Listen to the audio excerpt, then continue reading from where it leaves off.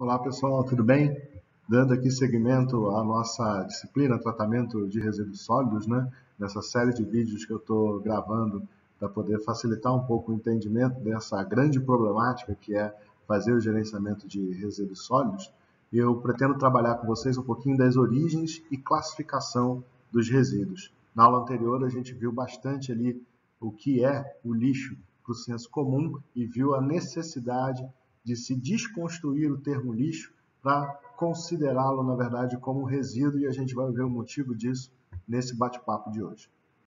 Bom, a gente já começa com a árdua e penosa estrada para a efetiva aprovação da Lei 12.305, que é a nossa Política Nacional de Resíduos.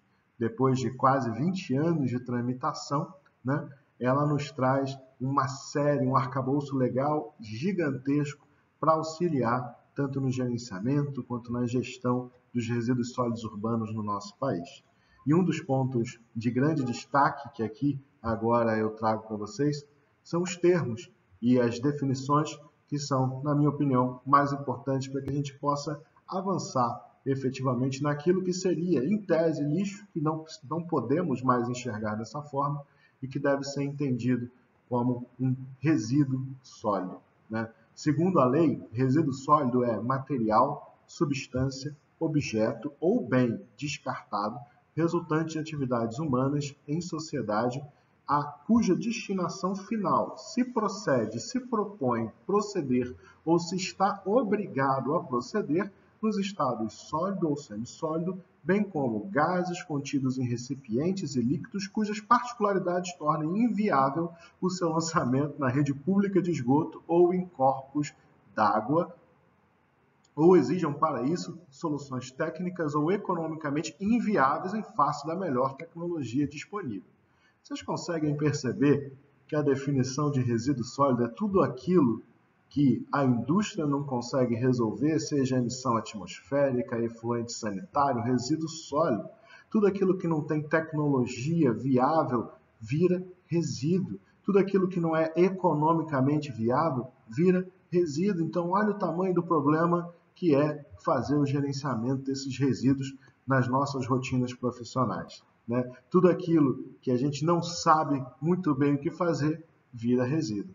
A questão, e aqui fica muito claro, é que resíduo sólido ele ainda é passível de algum tipo de recuperação ou valorização.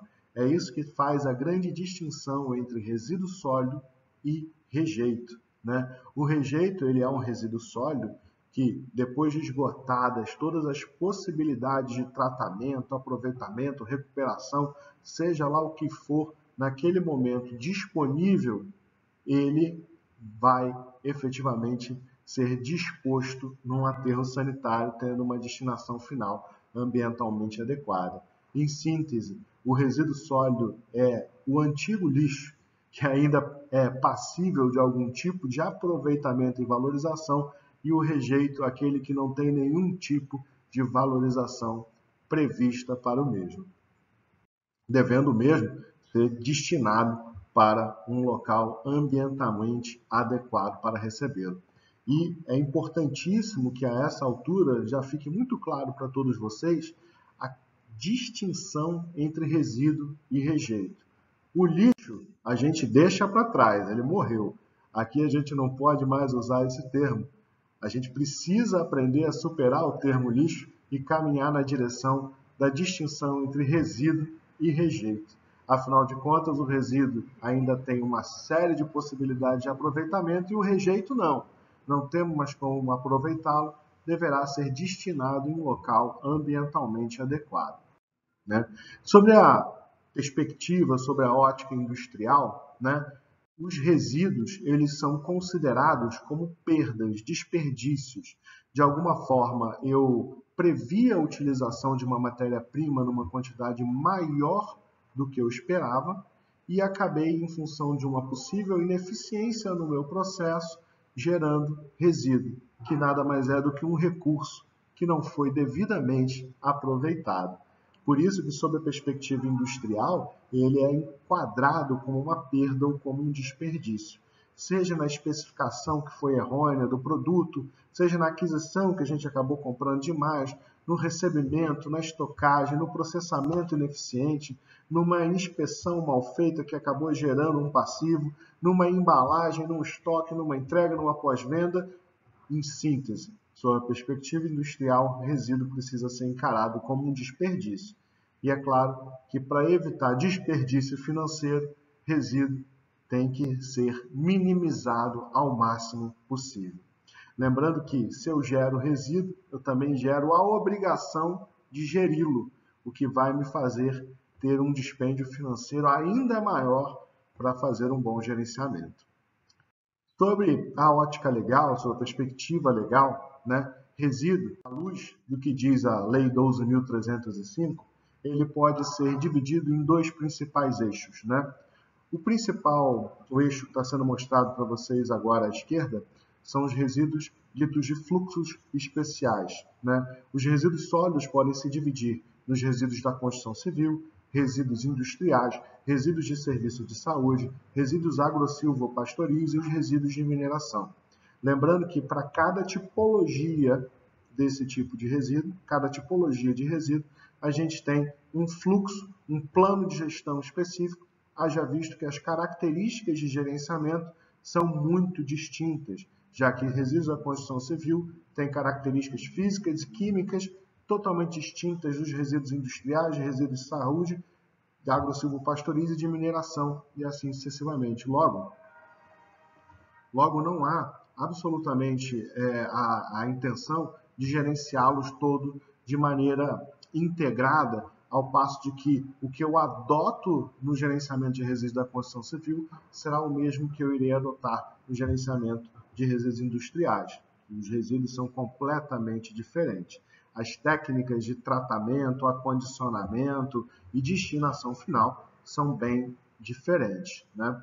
Agora, o segundo eixo, ele trabalha com a perspectiva dos resíduos que apresentam similaridade, que são os resíduos de estabelecimentos comerciais e prestadores de serviço, os resíduos de serviços públicos de saneamento, os resíduos de serviços de transporte e os resíduos sólidos urbanos. Todos eles têm características praticamente idênticas, apenas a sua gravimetria é que vai diferindo um pouco em função do local de geração, né? Mas eles apresentam quase que na sua totalidade, na sua gravimetria, plástico, papel, papelão e os resíduos orgânicos, à exceção dos resíduos de serviços públicos e de saneamento, que são aqueles oriundos de limpeza de galerias, que tem essa característica, é claro, mas também tem um teor de umidade, quando associado ao lodo oriundo de estações, com maior significância. Então, ele tem um pouquinho de diferença, mas pode ser encaminhado para um aterro sanitário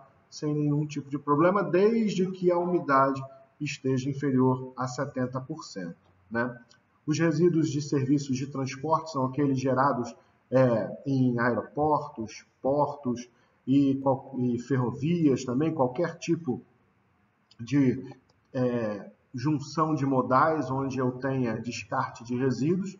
E é claro, vale a pena frisar também que os resíduos de estabelecimentos comerciais e prestadores de serviço são aqueles conhecidos como os antigos grandes geradores ou lixo extraordinário, que não é competência da prefeitura fazer o gerenciamento, e sim do gerador desse resíduo.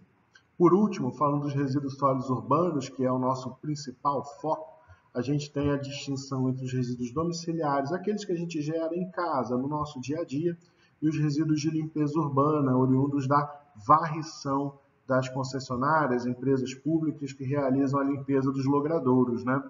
Todos esses apresentam grande similaridade e, como destino final, em geral, tem o aterro sanitário. Todos eles são passíveis de recuperação a partir da segregação dos materiais recicláveis e possível valorização energética a partir dos resíduos orgânicos. A classificação, a classificação sobre a ótica legal também é interessante mencionar que todos os resíduos definidos pela Lei 12.305, todas aquelas origens anteriormente abordadas, eles podem ser classificados como perigosos ou não perigosos, né? Os resíduos perigosos são aqueles, de acordo com a própria lei, que apresentem nas suas características inflamabilidade, corrosividade, reatividade, toxicidade, patogenicidade, carcinogenicidade, teratogenicidade, mutagenicidade, dentre outras características que, obviamente, o tornam perigoso em termos de manuseio e destinação final. Os resíduos ditos não perigosos, aqueles elencados pela Política Nacional de Resíduos, são qualquer outro que não tenha nenhuma dessas características. Então, esse ponto também é importante para que fique claro, bem claro para todos nós o que seriam as origens e as classificações, né? Só retomando, as origens seriam aquela organização dos fluxos especiais e naquela caracterização dos resíduos com similaridade aos resíduos domésticos, né? Então, os resíduos de fluxos especiais, resíduos da construção civil, resíduos de serviço de saúde, os resíduos agrosilvopastoris e etc., origens e também origens que são os resíduos comerciais de prestadores de serviços, os resíduos domiciliares, os resíduos públicos e de varrição e os demais. Agora, todos esses específicos ou aqueles com características similares ao resíduo domiciliar podem ser classificados em função da sua caracterização enquanto perigosos e não perigosos. Os perigosos em função de apresentarem pelo menos uma das características citadas que vocês estão vendo aí no slide. Os não perigosos, todos aqueles que não possuem nenhum tipo dessas características, nenhum traço, nenhuma concentração que imprima essa característica perigosa. Pessoal, para essa segunda aula eu tinha previsto esse bate-papo, eu já estou produzindo as próximas aulas para a gente estar sempre muito afinado aí com relação ao gerenciamento de resíduos e ao tratamento de resíduos como um todo. Um grande abraço e até a próxima.